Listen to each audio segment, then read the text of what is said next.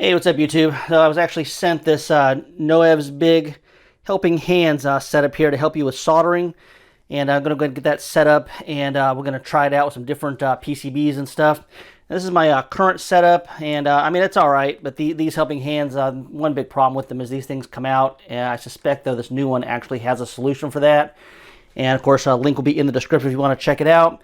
And with the snap of a finger and a jump cut, I'm going to spare you guys the unboxing on this and just get it set up. Alright, so here it is all put together. I just wanted to zoom out so you can kind of see it in all its glory here, and then we'll go over the individual things that it actually came with.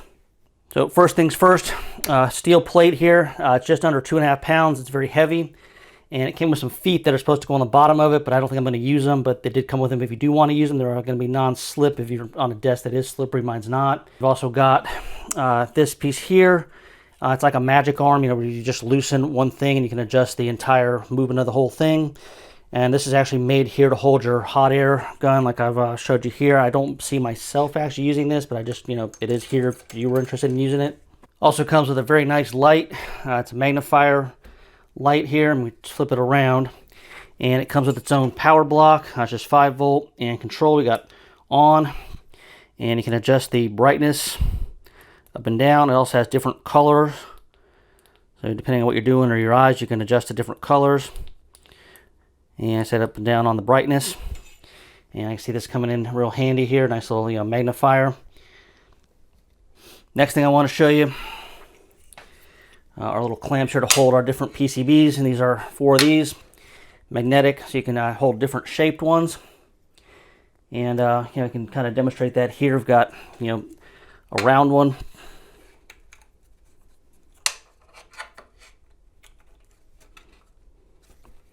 Very cool. Traditional square or rectangle.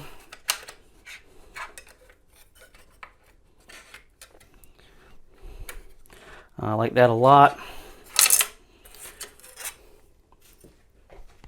And you can even hold something silly like this. One of these little practice projects here. Little ladybug. It's almost like these were like made for something like this. Very nice.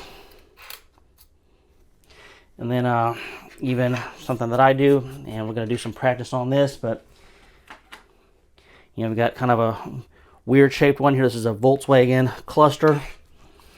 And this thing is actually, I don't have anything that can actually hold this. But these actually will. So I can hold that in there, and I can even just angle it around different ways if I needed to. We will come back to this. And next thing I want to show you comes with a nice vise. Magnets on there, which is very cool. It's also, you can rotate it around if you want to, or you can tighten this wing nut down and make it kind of stationary. And this has nice little the grippy rubber pads, and they gave you some spares, just I guess just in case you melt one or something. So I can see this coming in handy here. Then we'll probably be demonstrating that here, one of my soldering projects we're going to do. And then last but not least here, it's actually got the Helping Hands, which is the name of the whole thing here. And these are very cool. And I just want to show you here, these have a little set screw that holds the claws on there. Demonstrate that here. You know, inserts in, and you just tighten it down. And you can still spin it around, but it's not going to pull out on you, which means that this one here that I've been using is now going to be obsolete. So we'll get that out of here. And they also give you some extra set screws and a whole baggie of extra clamps. That's very nice to do that, just in case I guess you melt any. You know, melt the rubber on them or anything. And other than the instructions, that's everything in the box. So now let's jump into a little soldering project here. We can go ahead and take a chip off that Volkswagen board and solder it onto something that would be put into an EEPROM reader. Alright, so I've got my Volkswagen cluster here held on with these little magnetic pins. It's very cool. I don't have anything else that can do anything like this as far as holding this goes. And I got my magnifying glass trained on our EEPROM chip. And we're going to go ahead and take it off, and then we'll mount it onto a thing I can put into an EEPROM reader if I wanted to. If anybody's locksmith does European cars, you'll be probably a little bit familiar with this.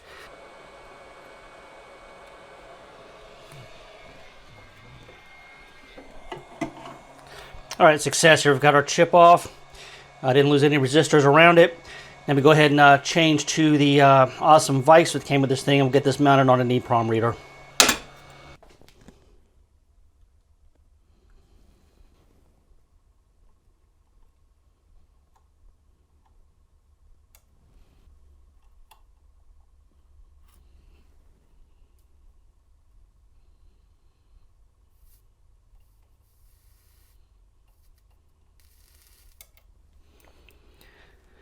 That was insanely hard to do through the camera. I don't think I'm even going to try to finish the other legs on it. I just want to show you guys this this vise here really does come in handy for something like this. It's real nice, real convenient to hold it. But I'm not even going to fool with it around this camera. So let's jump into some easier stuff. We'll do a ladybug real quick here. And then we'll close out the video here with just, I guess, a final thought or two on it. So this I'm just going to use 2 of these. And so far, guys, I'm really impressed by this thing. This thing is it's pretty nice here. And see if I can do this without the magnifier and around the camera here.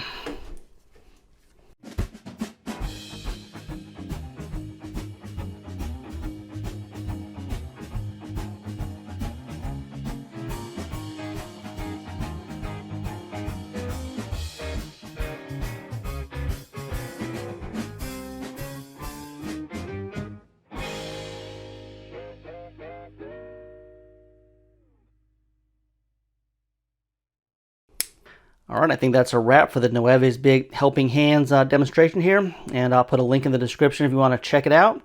And I'll put some links to the other stuff you saw in the video. And comments are always welcome, but just remember, if you're going to be mean, at least be funny.